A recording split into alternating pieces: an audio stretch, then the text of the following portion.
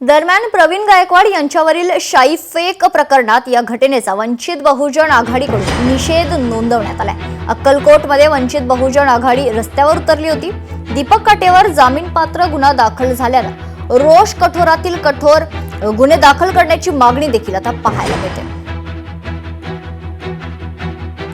अक्कलकोटच्या एका कार्यक्रमाच्या निमित्ताने संभाजी ब्रिगेडचे प्रदेशाध्यक्ष सन्माननीय प्रवीण दादा गायकवाड उपस्थित असताना त्यांच्यावर जो भ्याड हल्ला झाला, त्यांना मारहाण करण्यात आली। या घटनेचा सोलापूर शहर व जिल्हा अक्कलकोट शहर व तालुक्याच्या वतीने प्रथमतः जाहीर निषेध करतो आम्ही।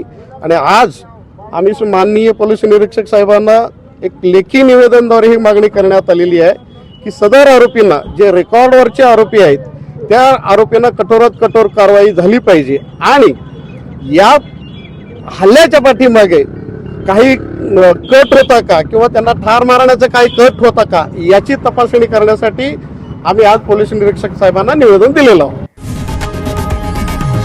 लोकशाही मराठी ऐका, पहा, जागरूक रहा।